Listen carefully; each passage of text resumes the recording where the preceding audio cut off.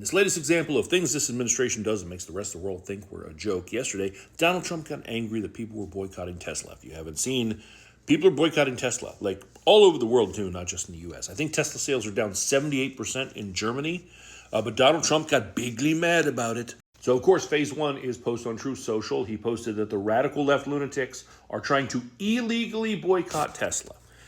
And this is one of the major sticking points that I have with Donald Trump. Things he likes, he thinks are legal. Things he does not like, he says are illegal. He and Elon have that in common. Remember, Elon Musk is suing companies for not advertising on X. He let X become a Nazi cesspool, but you're not going to spend money here?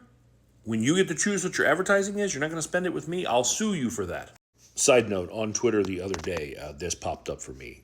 An extremely hardcore video married to an ad for a Toyota dealership. I don't know that they were like, hey, our target audience is whoever's going to be watching some grannies get it on. But there it is. And he wonders why people don't want to advertise with him. But speaking of advertisements, Donald Trump decided to follow that up by having Teslas parked at the White House and he and Elon essentially making a Tesla commercial. Standing out there like pitching America on Teslas. Here's some highlights that someone put together in a way that shows them in their like accurate context. I love Tesla. I like to drive cars, but I'm not allowed to. What's your message, President Trump? Buying a new car while there are some folks who will see this clip at home and they are struggling with their retirement accounts down at the moment, uncertainty about work ahead. Well, I think they're going to do great. I love Tesla. We have the biggest factory and most advanced automotive factory in Texas. You don't want me to drive it, do you? I'm not allowed to drive because if I haven't driven a car in a long time. Yes, he said Tesla. Now, Elizabeth Warren posted on Twitter and said, grocery prices are soaring, housing costs are skyrocketing, retirement savings are plummeting, but Donald Trump thought today would be a good day to play car salesman.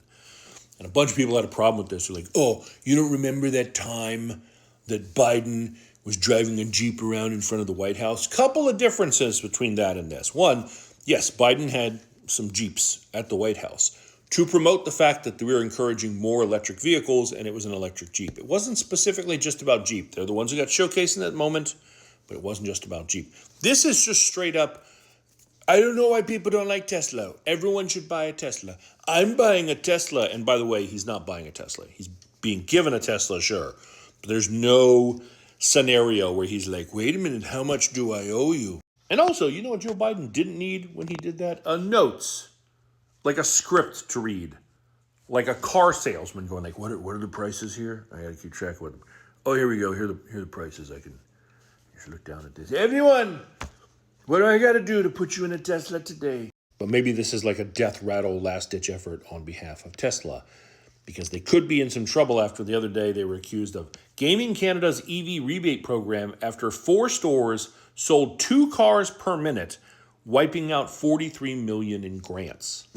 Over a 3-day period, they sold like 8,600 cars at 4 dealerships in Canada, according to them, and then submitted rebates for all of those vehicles, totaling like $43 million in rebates. They're selling like 2 cars per minute. We're supposed to believe that happened.